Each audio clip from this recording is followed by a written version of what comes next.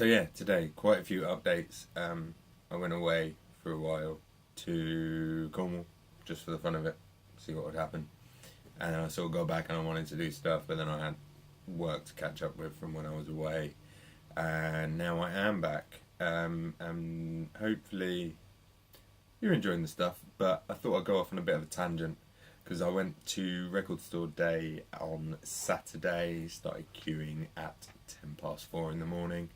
Uh, Probably the only person at the front of the queue that actually didn't have anything they were specifically going to buy. But while I was in there at Pie and Vinyl in Portsmouth, which is an amazing place, if you ever get the opportunity to go, have a pie, talk to the staff, have a tea or a cordial, because they do lovely loads of different cordials, but they come in like old, like 60s teapots, like one's a house and one's a tractor, and you pour it out and you drink that. It's really quirky, really great, but they have a brilliant vinyl selection. So while I was in there on Saturday, the thing I did buy was the Manic Street Preachers Holy Bible 20 limited edition picture disc.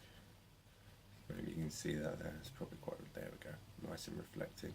And it's the US mix, which I believe is by, I can't remember his first name, but Lord Algie, which was for a triple disc set. It was like the original album, the US mix, and then a DVD of some stuff on it. I don't particularly know his own, but it's the first time it's been pressed on vinyl on a picture disc. And I must say I noticed how much better, on the Wikipedia page, James Dean Bradford says it's better and he prefers it, and it's like the first time he's ever got anything off a record label that he's been happy with. And I must say I definitely prefer it like this. It's still got the raw attitude and the raw recording, but the mix is just so much richer and it brings everything else and it's a bit more balanced.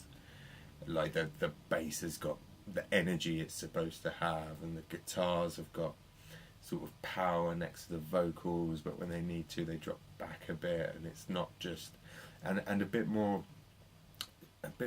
tone to them, like they're a bit more wider band, and they sort of just make you feel like it's being played rather than it's just happening, if you know what I mean. The sort of cheaper or punkier or rawer recordings generally, to me, don't feel quite as good, and this mix especially sort of proves that it's not necessarily the recording. You can get it to sound bigger in the mix.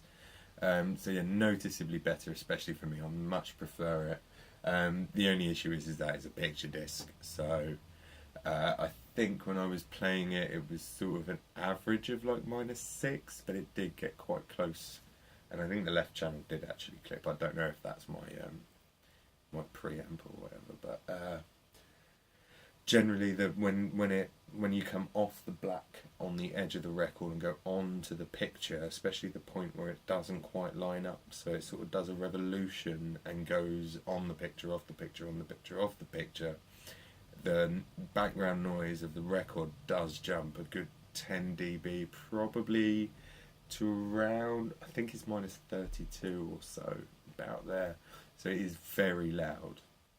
But once the music's playing, if you really try, you can hear it in the background. But it's if you get into the music, it's fine. It's no problem. But yeah, great purchase. Very happy with that. Especially as I didn't know if I'd like the US mix, but it's truly great. And another one, while we were there, they had an entire day of music, which was a big street party.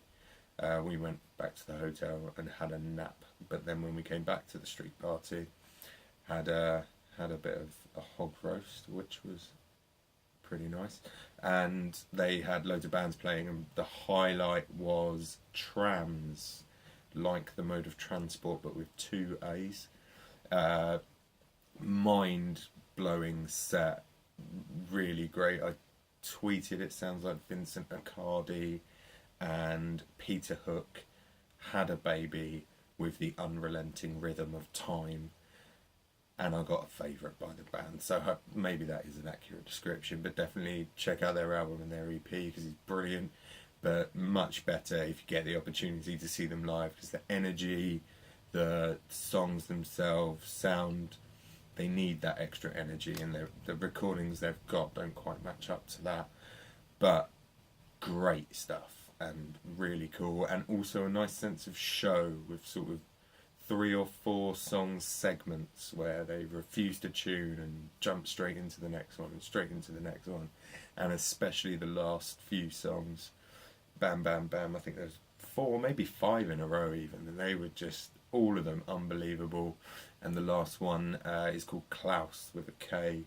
Great, extended version of what they recorded, and really blew me away, and I'm going to have to try and see them again. This is just a little update on why there's been a gap in videos, but hopefully I've made up for it today. And some things that are not films, but still sound and music. So yeah, hope you enjoy it. See you later.